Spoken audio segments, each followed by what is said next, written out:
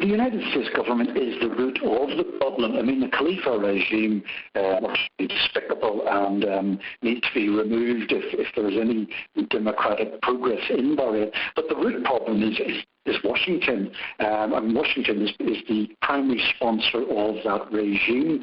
They fund the regime with something like $50 million of military aid that came through in the last few months. They give the regime diplomatic cover, political cover.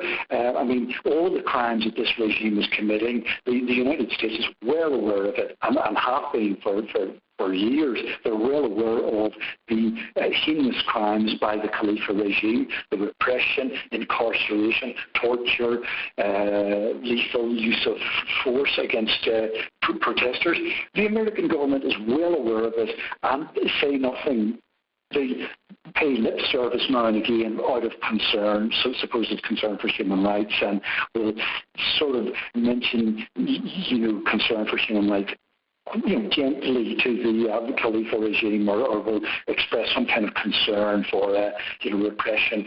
But this is only lip service. I mean, this is really tacit approval by the United States government of the regime and their horrible repressive practices. So, the regime would fall tomorrow immediately, only for the United States, the vital lifeline that the United States government gives the Khalifa regime politically, economically, militarily. I mean, after all, you've got the U.S. Fifth Fleet, the U.S. Navy Fifth Fleet, based in Bahrain,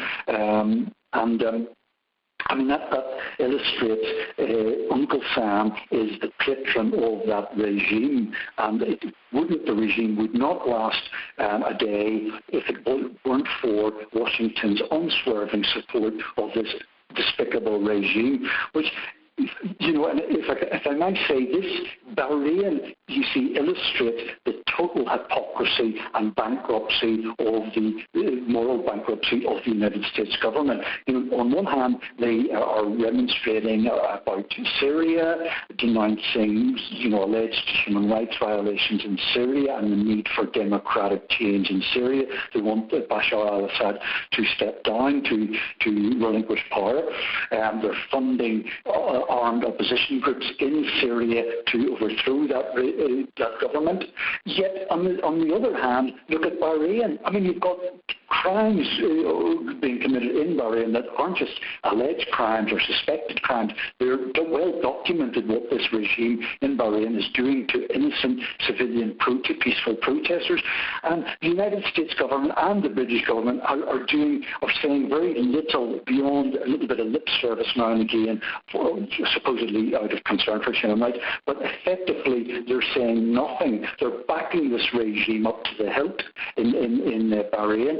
And as I say, it's in total contradiction to what they're saying and pretending to be concerned about in Syria. So Bahrain is a very important case study and window to look into the real nature of US foreign policy. And that window shows that the foreign policy is despicable, it's totally anti-democratic, it's a violation of international law and human rights. So Bahrain is a very important case study and window into the real nature of US and British government foreign policy.